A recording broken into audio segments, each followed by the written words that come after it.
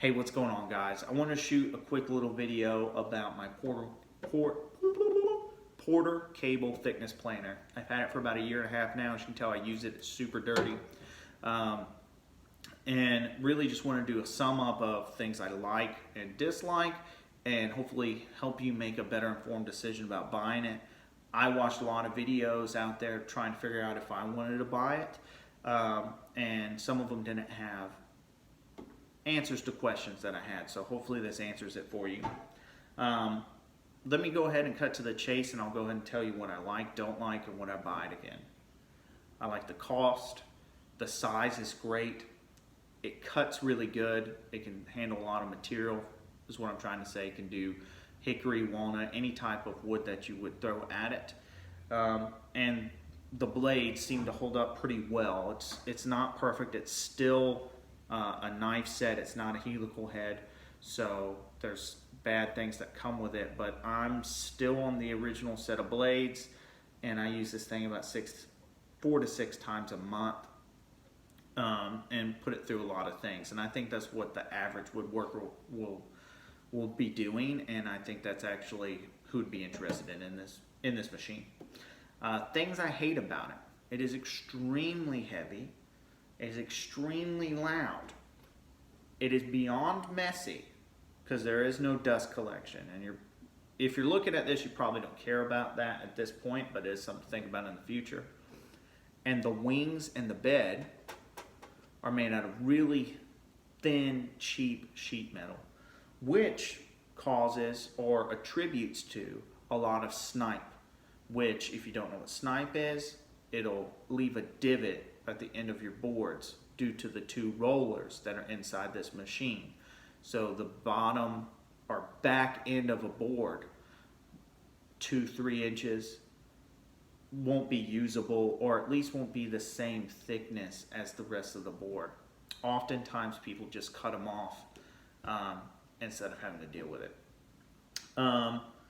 Would I buy it again? So those are the things I like and dislike. Would I buy it again? Yeah, I would. If you don't have a thickness planer, you need to get one. It completely changes the game. It opens up a whole new market for you.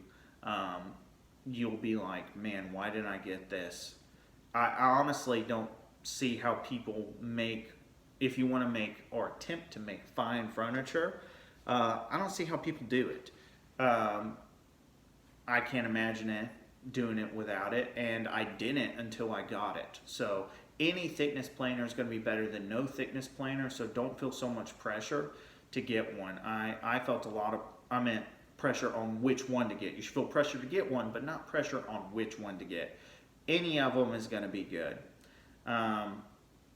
because any of them is better than none. But for $300, I think this is the best deal. So let's talk about that. The first thing I liked was cost. You can get this for around $300. I think I paid $259 for mine plus tax, and so that was a great deal. It was on sale. I see it for $289 all the time. $329 I think is what it normally sells for. So for the cost, this is a great buy. The size is fantastic. At the time I was doing all my projects in my backyard, I didn't have a garage or a workshop. I didn't have a porch or a shed. So I was actually stashing this in my kitchen. So it fit right underneath my kitchen cabinets, and that was something that was great about it. And even today, it's still kind of useful in the shop. I don't have a designated spot for it, so it's nice to be able to move it around from place to place. It cuts really well. Like I said, I've ran hickory, walnut, maple. I use those woods all the time, and it doesn't give me any issues with it. I'll be honest. It's not a superhero by any means.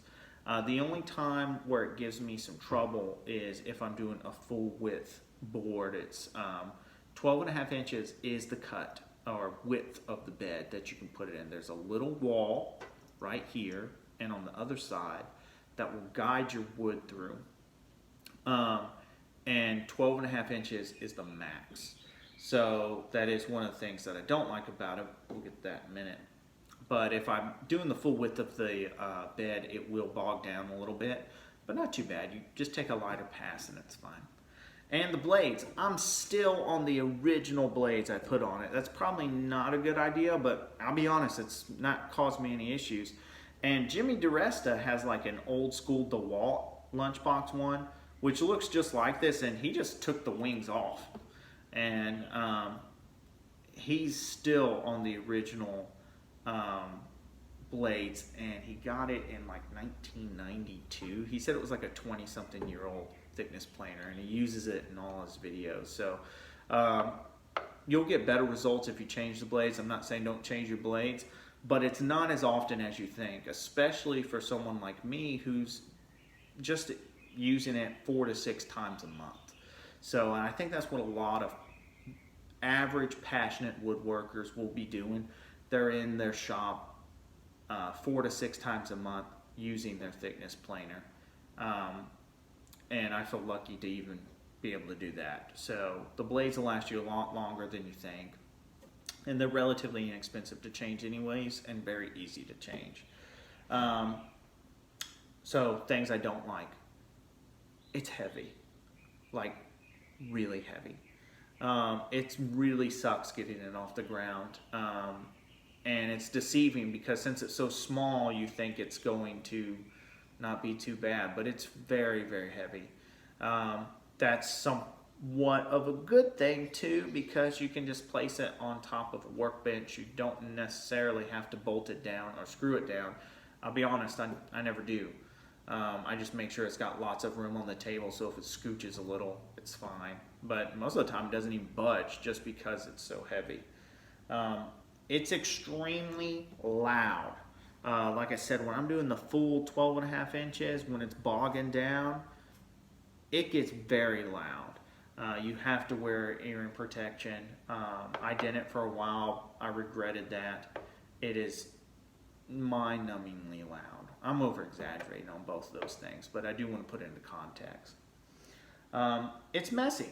There's no dust collection port on this. There's just a hood on the back that just shoots out, and it shoots out everywhere. At the time, like I said, I had an outdoor area I was woodworking, so I didn't care about that. And so if you're getting this, you're probably just now getting into buying power tools.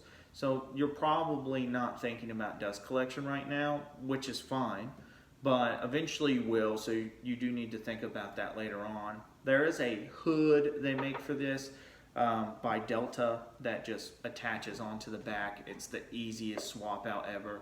It's $56 on Amazon, so that's something that you can solve later once you actually get dust collection. I'm going to make mine out of some like AC unit stuff. I'm going to give it a shot. It's like $10 at Home Depot. I'll let you know if it works or not. But then this, like I said, this bed and this wing is made out of very cheap, thin sheet metal. And it's super flexible. That's it bending. This back end isn't moving. And you can tell right here where it's not. It's super flexible. So is the bed. Stuff gets caught underneath this all the time. I have to blow it out. Because these are not very stable surfaces, this machine already has snipes because of the type of roller that it has. But these two things make it even worse. So I already explained what snipe is. You can try minimizing it by running the piece through at an angle. I'll put the piece actually, instead of running it straight through, I'll run it this way and it goes through like this. You still get snipe, it's just not as visible. This back corner will be messed up. But it usually works out fine, and I like that a little better. Also, taking lighter passes, don't take heavier passes, especially at the end, will minimize snipe as well. I actually am I've already bought some melamine, it's right over here. I'm gonna make a longer bed for it and a permanent home for this machine next to my table saw. So I've seen a video where someone did that, and it minimized snipe a lot. So I think that'll be good. That's really about it. Like I said, if you don't have a thickness planer, go get one. It completely opens up a whole new world of woodworking. because you can go to a lumber yard and buy non-dimensional lumber. And oftentimes, even if you make a crappy project, you don't really care because it's made out of walnut, and sometimes the wood itself is just so pretty, no one really even cares about your craftsmanship. Sometimes that's very annoying because you put a lot of work into it and you're like, check out my dovetails. But they're like, nah, check out this walnut crotch. Happens to the best of us. But like I said, being able to go and get high quality hardwoods or something that's not in a box store, number one, it's a lot cheaper. Buying hardwood, very, very nice high-end walnut, maple, cherry, hickory, elm, those things you can't find at a box store. And it's cheaper because you're paying it per board foot versus linear foot. Good luck figuring that out. That's a whole nother video, but it's cheaper. So you'll have more bang for the buck when it comes to buying lumber. And you're in control of what you want to make. You can have something, whatever thickness you want if you get one of these. So, like I said, I think this is a good buy. I would suggest you buy it. Just know in advance the cons about it and know that it is fixable on some of the things, but I've gone a year and a half without doing anything to it. So you see a lot of videos with these people who upgrade these things. Don't think that you need to buy this thing and upgrade it right away. I've done lots of projects that I'm very proud of that people have loved, and I've made quite a bit of money doing with this machine. It's paid for itself 50 times. This year, just doing woodworking on the side, I've made about $10,000. And I've used this machine in every single project, and I spent $260 on it. So you do the math on how many times it's paid for itself.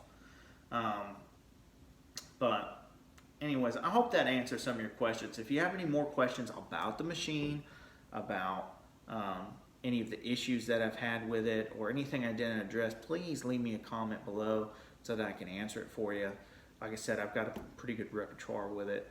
And also, anybody else who's seen this and has anything that they want to add to it, leave it in the comments below so that other people can see it and make a better informed decision when they go to buy it. If you like this video and you want to see more, hit like and subscribe. Thanks again for watching, guys. Happy woodworking. Have a good time.